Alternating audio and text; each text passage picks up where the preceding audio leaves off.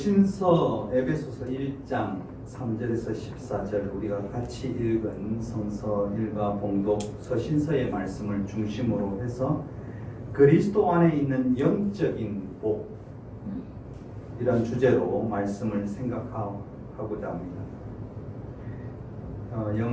영어의 제목은 Christ brings spiritual blessings. Contemporary English 버전인데요. 이 주제가 제가 오늘 설교 주제로 정한 영어의 주제와 똑같고 또 세번역 성서에도 똑같이 그리스도 안에 있는 영적인 복이라고 기록해 놓고 있습니다. 그래서 오늘 우리는 그리스도 안에서 있는 영적인 복을 한번 생각해 보고자 합니다. 먼저 이 우리가 읽은 에베소서, 이 에베소서의 서론을 조금 기억하고 가야 되는 부분이 있습니다. 이 에베소서, 빌립보서, 골로새서, 빌레몬서 이 네 성경, 네 서신서를 가리켜서 바울이 옥에서 로마의 옥중에서 썼다고 해서 옥중서신이라고 합니다. 그래서 빌골몬 에베소서, 빌립보서, 골로새서, 빌레몬서 이 네 권이 옥중서신. 이 에베소 교회는 굉장히 중요한 바울에게 있어서 교회인데요. 바울이 3년 동안 목회했는데 굉장히 힘들게 목회한 교회 중에 하나가 에베소 교회입니다. 그래서 바울은 3년 동안 내가 눈물로 목회했다 이렇게 표현하고 있습니다. 이 에베소라는 동네는요, 그 당시 로마가 지배하던 시대에 이 로마를 여러분 지도를 보시면 이 지중해를 중심으로 해서 지중해 밑은 아프리카고요. 위쪽은 이렇게 로마와 연결되는 하나의 이 바다를 중심으로 쭉 펼쳐진 도시들이 쭉 있습니다. 근데 제일 밑에 예루살렘으로부터 시작해서 쭉 이렇게 올라가면서 안디옥이 걸쳐지게 되고 그 다음에 에베소가 걸쳐지게 되는데 에베소 빌립보는 더 위에 있고 그 위에 쭉 가면 로마가 있게 됩니다. 이렇게 둥그렇게 타원형의 이 지중해를 중심으로 두고 있는데요. 이 에베소 교회는 이 소아시아 지역에서 굉장히 중요한 위치에 있었고 소아시아의 수도라면 그 당시에 굉장히 번성한 동네였습니다. 기독교 역사상 에베소는 예루살렘, 안디옥, 에베소 이렇게 해서 세 지역, 중요한 지역 중에 하나입니다. 안디옥은 바울이 선교여행을 떠나는 선교여행의 중심지가 안디옥이었습니다. 그리고 에베소는 이 기독교 역사상 아주 중요한 위치에 속한 소아시아의 수도입니다. 이 편지를 들고 가는데요. 에베소 교회, 골로새 교회, 빌레몬이라는 사람에게 전달된 편지, 이것을 우리가 지금 보고 있는 에베소서, 골로새서, 빌레몬서입니다. 이 전달한 사람은 누구냐면 두기고와 오네시모라는 사람입니다. 그래서 바울이 감옥에서 두기고와 오네시모에게 세 통의 편지를 주게 됩니다. 그래서 이들이 직접 에베소 교회와 골로새 교회와 빌레몬에게 전달해서 바울의 소식을 자세하게 전해주는 내용이 이 편지에 있는 것입니다. 대충 이 성서가 기록된 시기는 에베소서와 골로새서와 빌레몬서는 AD 62년 정도로 봅니다. 바울이 로마에 투옥된 게 2년간 투옥되어 있었는데요. 이때 먼저 쓰게 된 것이 에베소서, 골로새서, 빌레몬서 이것을 두기고와 오네시모를 통해서 보내게 되고요. 빌립보서는 빌립보에 파견되어서 바울을 돕다가 죽을 병에 걸렸지만 완쾌해서 돌아가는 에바브로디도 편에 보낸 것이 빌립보서입니다. 그래서 1년 늦게 1년 늦게 기록된 것, AD 63년으로 보는 것이 빌립보서입니다. 오늘 우리가 읽은 이 에베소서 1장 3절에서 14절까지 이 내용은 사실은 헬라어 성서에 가서 보면 처음부터 끝까지 한 문장입니다. 이렇게 문장이 탁탁탁 끊어진 게 아니고 이 한 문장으로 쫙 연결된 14절까지 우리가 보기에는 이 단락이 있네. 영광을 찬송하게 하려는 것이니라 6절 우리는 그리스도 안에서 이렇게 10절 하려 하심이라 이렇게 끊어지는 게 아니고 바울은 펜을 들고 이 성서를 이 3절부터 14절까지 쓰기 시작하면서 끝까지 단락단락에 끊어짐 없이 이렇게 쭉 연결된 내용이 오늘 14절까지의 내용입니다. 오늘은 본문의 주제가 그리스도 안에서 영적인 축복이기 때문에 복에 대해서 생각해야 됩니다. 영어 성서에서는 spiritual blessings, 그래서 복수로 연결되어 있는데 복이라는 단어는 우리 다 좋아하시잖아요. 여러분 복 싫어하는 사람 보셨어요? 난 절대로 복이 싫어 이런 사람은 없었을 겁니다. 이 복이라는 단어의 여러분 사전적 의미를 한번 찾아보신 적이 있는가 모릅니다. 제가 이 말씀을 준비하면서 국어 사전에서 복을 뭐라고 이야기하는가 해서 제가 찾아보니까 삶에서 누리는 좋고 만족할 만한 행운, 이것이 국어 사전적 의미입니다. 또는 거기서 얻는 행복, 삶에서 누리는 좋고 만족할 만한 행운이 여러분에게 있기를 바랍니다. 그래서 우린 미국에서 사람들을 축복할 때, 영어권에 축복할 때 God bless you, 하나님의 축복이 하나님의 가호가 당신과 함께하리라. 우리나라는 복 많이 받으세요. 복은 좋은 것 같습니다.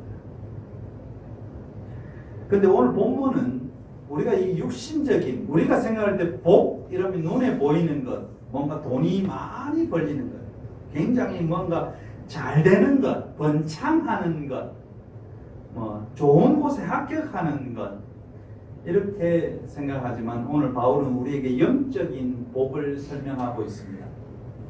이 영적인 복, spiritual blessing의 중요한 것은 이 영적인 복이 우리의 삶의 육신적인 복의 가장 기초 근원이 된다는 것. 이것이 없이는 다른 복을 쌓게 되면 우리의 영혼이 멸망하게 되어 있습니다. 헬라어 성서에서 오늘 이 말씀을 표현할 때, 복이라는 말을 표현할 때 유로기아 프로마티케란 단어를 씁니다. 프로마티케, 푸뉴마티케. 이 푸뉴마 우리 많이 들었잖아요. 영. 그래서 영적인 복. 바울은 우리에게 영적인 복이 무언가, 너희들이 지금 누리고 있는 눈에 보이지 않지만 그리스도를 믿는 성도들에게 주는 영적인 복이 이런 것이라. 이것을 정말 감격에 차서 이 3절부터 14절까지 쭉 써내려갔다는 것은 엄청난 감동이 그 속에 왔기 때문에 단숨에 써내려갔다는 겁니다. 제가 그 설교를 준비하다 보면 단숨에 써내려가는, 그러니까 이렇게 적어가는 이 순간들이 있어요.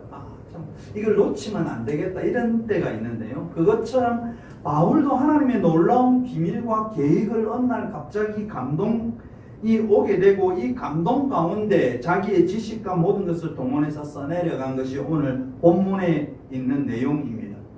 그렇기 때문에 굉장히 좀 감격적인 내용. 그래서 3절에 시작할 때 뭐라고 하느냐면 찬송하리로다 이렇게 시작합니다.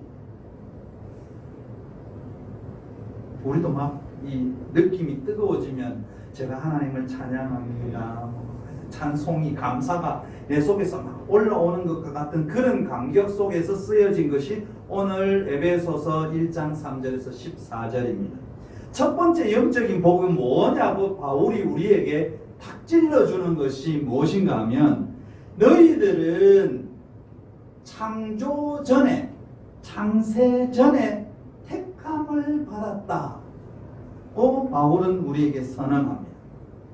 너희들은 창세 전에 미리 예정되어서 선택되었고 그리고 하나님의 사랑하심을 통해서 너희들이 흠도 거룩하고 흠이 없는 성도가 되게 하셨다. 이렇게 표현합니다. 우리가 예정 이렇게 이야기하면 좀 알레르기가 있어요. 왜냐하면 이 칼빈의 주장 속에서 이 예정에 대한 부분이 있습니다. 그래서 하나님은 구원받을 사람을 미리 정해놓고 또 지옥에 갈 사람을 미리 정해놓았다. 이것이 칼빈의 예정론입니다. 그렇지만 바울은 우리에게 그런 예정이라고 표현하지 않습니다. 이 중요한 단어인데요. 하나님이 우리를 사람들을 loving people이라는 단어로 쓰여져 있습니다. 하나님이 사랑하시는 이 사람들을 사랑받은 이 사람들을 미리 선택하시고 미리 예정하시고 창세 전에 미리 선택했는데요. 이 선택 사랑받은 하나님의 백성들을 하나님이 스스로 거룩하게 흠이 없게 하셨다고 말씀하고 있습니다. 다시 말하면 우리가 하나님의 자녀가 된 것은 그리고 우리가 하나님 앞에서 거룩한 백성이 된 것은 그리고 우리를 향해서 죄를 묻지 않고 죄 없다 하신 것은 하나님의 예정 속에 갖추어진 것이다. 예정 속에 있던 것이다. 이 예정을 우리에게 여러분 이 예정을 기독교인이 아닌 사람에게 적용하는 것은 옳지 않습니다. 바울은 이 예정에 대한 부분을 그리스도인 된 우리에게 말씀하고 있는 것입니다. 에베소 교인들에게 에베소 성도들에게 너희들이 구원받은 것은 하나님의 오래된 예정 속에 있는 것이다. 이 예정 속에 하나님의 결정 속에 오래전에 결정된 것 속에 있다는 것은 우리에게 엄청난 힘과 소망을 주는 내용입니다. 하나님이 나를 선택했는데 내가 어느 순간 몇 년, 몇 월, 며칠에 선택된 게 아니고 내가 태어나기 전부터 하나님께서 나를 선택했고 내가 하나님을 믿은 것, 하나님의 백성이 된 것은 다 하나님의 놀라운 계획 속에 있었던 것이다. 그렇기 때문에 앞으로 나의 삶도 하나님의 계획 속에 있어서 복된 삶을 살아갈 수 있다. 이것이 우리에게 얼마나 힘을 주는지 모릅니다. 여러분 기생충의 명대사가 있잖아요. 너는 다 계획이 있어. 하나님은 우리를 향해서 다 계획이 계셨습니다. 참 중요한 내용입니다. 나를 향해서 어떤 어려움이 있든지 어떤 즐거움이 있든지 하나님께서 나를 향한 거룩한 계획 속에 아름다운 계획 속에 우리를 선택하셨고 이 길을 걸어가게 하신 것. 그렇기 때문에 이 세상에 어떤 것도 나를 낙심하게 할 수도 없고 죽음이 우리를 지배할 수도 없고 우리가 우리를 주장할 수도 없고 세상이 우리를 구속할 수도 없고 어떤 권력도 어떤 악한 세력도 우리를 사망에 이르게 할 수 없다는 확신.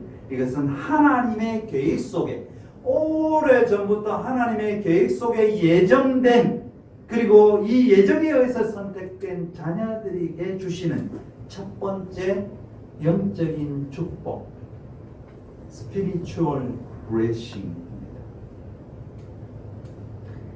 우리는 모두 하나님의 예정된 백성입니다. 이것이 우리에게 축복입니다. 우리에게 힘입니다. 나를 사랑하시는 하나님의 계획 속에서 내가 이 땅에서 힘있고 거룩하게 살 수 있는 복. 이것이 영적인 첫 번째 축복입니다. 두 번째, 바울은 우리에게 어떤 축복을 주셨는가? 영적인 축복, 신령한 축복이라고 많이 쓰지만 그것보다는 영적인 축복. 이 두 번째 영적인 축복은 대속의 축복입니다. 대신 속해 주는 것. 7절에 보면 우리가 그리스도 안에서 그의 은혜의 풍성함을 따라 그의 피로 말미암아 제 사함을 받았으니 라고 기록하고 있습니다. 즉 십자가를 통한 대속의 복입니다. 하나님께서는 이사야 선지자를 통해서 그 이전부터 이렇게 우리에게 말씀을 주셨습니다. 그가 찔림은 우리의 허물을 인하며 저가 상함은 우리의 죄악을 인해서 상했다. 그가 징계를 받음으로 우리가 평안을 누리고 그가 채찍에 맞음으로 우리가 나음을 입었도다.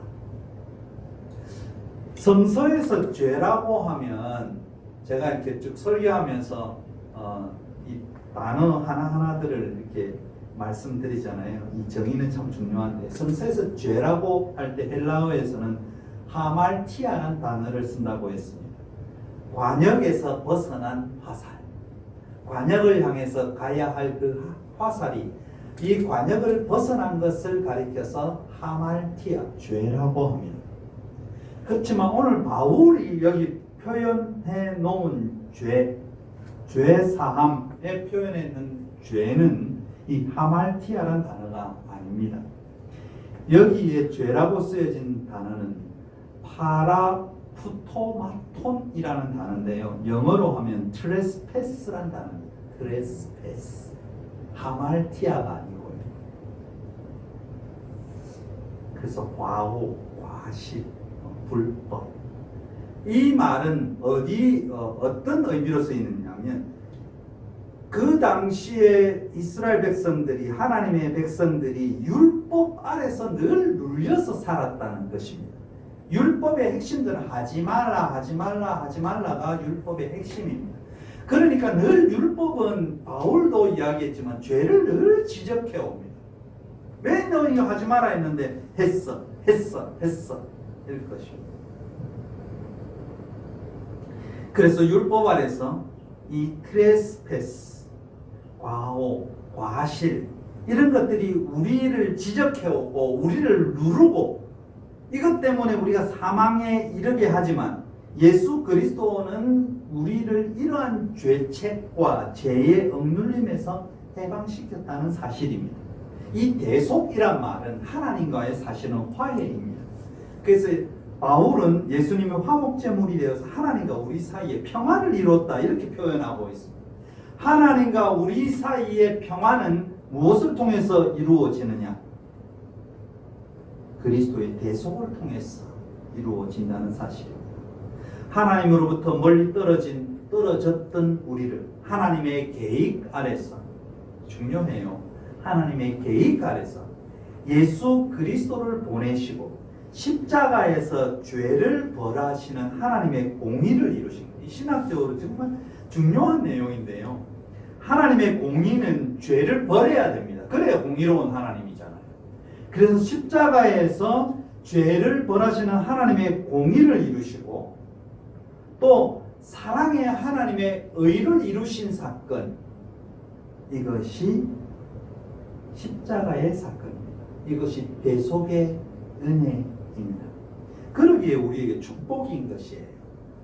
사실 조건도 없이 사랑하신 사건, 십자가 사건이 우리에게 대속의 은혜입니다. 누가 우리의 힘든 일을 대신해 준다면 그것은 축복이고 은혜입니다. 그러기에 감사할 수밖에 없는 것이죠. 우리에게 하나님은 어떤 대가도 어떤 자격도 요구하지 않으시고 미리 예정하시고 우리를 사랑하시는 하나님의 사랑 때문에 자기 자신을 십자가에서 내어 죽게 하셨습니다. 그리고 나와 평화하자고 늘 부르시는 하나님. 그러기에 하나님은 사랑이시고 사랑이시기에 하나님은 우리를 사망의 음침한 골짜기에서 또는 어떤 어려움 속에서 헤쳐나갈 수 있는 길과 방패가 되어주시는 것입니다. 그래서 다윗은 시편에서 여호와는 나의 목자라고 나는 하나님 때문에 부족함이 없다고 이렇게 고백합니다.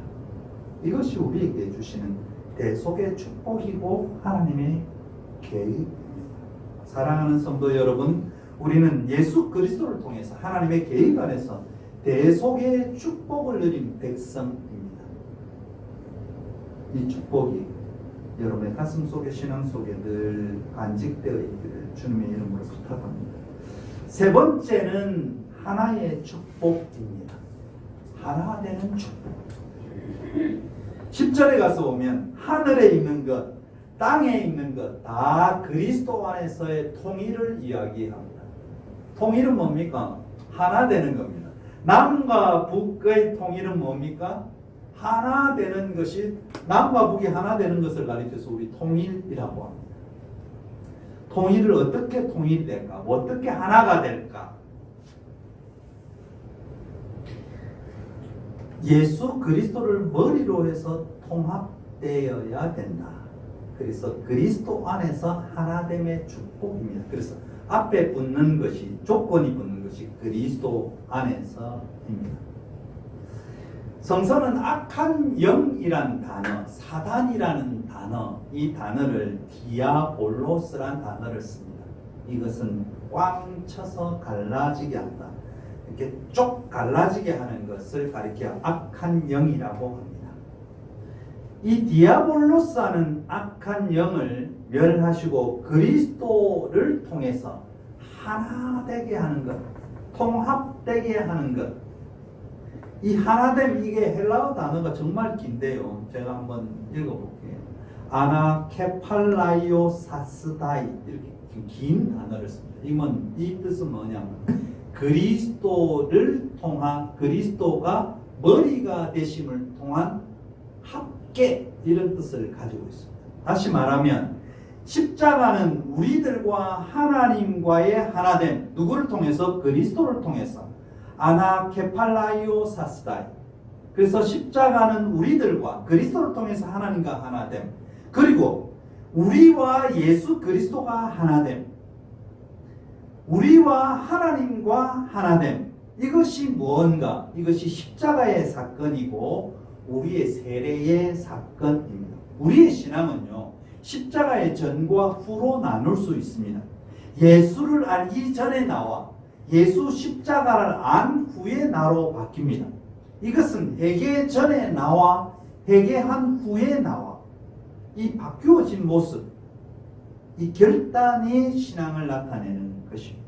회개는 방향 전환입니다. 하나님의 뜻과 정반대인 삶을 하나님과 같은 방향으로 가겠다는 결단, 이것은 하나님과 하나 되지 않고는 이룰 수가 없는 것입니다. 하나님이 사랑한 세상을, 내가 하나님과 하나이기 때문에, 내가 예수님과 하나이기 때문에 나도 세상을 사랑하고 하나님의 뜻을 이 세상에 펼치겠다는 결단, 이것이 하나님과 내가 하나됨이며 하나님의 일을 감당하는 모습입니다. 과거의 나의 모습을 보면 우리의 인간은 늘 자기 중심으로 생각합니다. 그래서 모든 게 나의 중심입니다. 실제로 우리가 그러지 않은 것 같지만 우리는 모두 다 나의 중심으로 생각하고 살아갑니다. 그러나 하나님과 하나 되고 나면서부터는 우리의 생각이 좀 넓어지기 시작했습니다. 하나님의 뜻이 이 땅에 실현되는 이것을 꿈꾸면서 세상을 또 살게 되었습니다. 그리고 그것을 이루어 나가는 것, 이것이 나의 소망이고 신앙 고백이 되는, 이 하나님과 나와 예수 그리스도가 하나 되는 것, 이것은 놀라운 축복이라는 것입니다. 우리는 하나님과 하나가 되었습니다. 우리는 예수 그리스도와 하나가 되었습니다. 무엇을 중심으로? 십자가의 은혜를 중심으로 하나가 된 것입니다. 이것이 우리에게 주시는 영적인 축복입니다. 그리스도 안에서 영적인 축복, 이것이 우리의 신앙생활을 놀랍게 유지시켜 줄 겁니다. 네 번째는 어떤 축복이 있게 된 건가? 하나님의 기업의 상속자라고 오늘 본문은 기록하고 있습니다. 11절에 가서 보면 하나님은 그리스도 안에서 우리를 상속자로 삼으셨습니다. 이것은 모든 것을 자기의 원하시는 뜻대로 행하시는 분의 계획에 따라 미리 정해진 일이라고 표현하고 있습니다. 기업을 모른다. 이 말은 굉장히 좀 어렵게 표현되어 있잖아요. 기업이라는 단어보다는 상속이라는 단어가 훨씬 이해하기가 쉽습니다. 우리는 하나님 나라의 기업을 물을 자, 하나님 나라의 상속자란 사실입니다. 이것이 복이라는 거예요. 예수께서 이 세상에 오셔서 하나님 나라를 선포합니다. 우리는 이 하나님 나라의 상속자입니다. 예수가 선포한 그 나라를 내가 이어받아서 그 다음에게 이어줘야 될 그런 축복, 예수께서 이루어 놓으신 하나님 나라, 그리고 우리가 상속한 하나님 나라, 그리고 우리의 자손들이 받아서 누릴 하나님 나라, 그것이 어디에서 이루어진가? 그리스도 안에서 이루어집니다.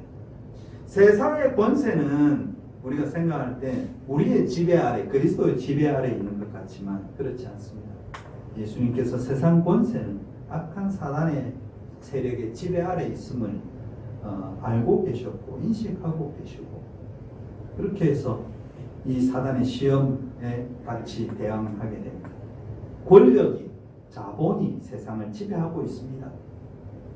그것이 사실은 성공과 희망과 평화를 가져다 줄 것 같지만 그런 것들이 지배하는 세상은 늘 경쟁하게 되어 있습니다. 늘 전쟁이 끊이지 않습니다. 그러기에 평화로운 세상이 쉽게 오지 않습니다. 그러나 하나님을 알고 하나님의 나라를 상속한 성도들은 돈과 권력과 자본이 지배하는 세상을 거절하고 전쟁을 거절하고 이웃과의 경쟁, 약한 약자와의 경쟁도 거절한 사람들입니다. 그렇기 때문에 세상의 어떤 권세도 어떤 능력도 어떤 힘도 하나님 나라를 상속한 주의 자녀들을, 주의 백성들을, 성도들을 억누를 수 없다는 사실, 이것이 우리에게 축복입니다.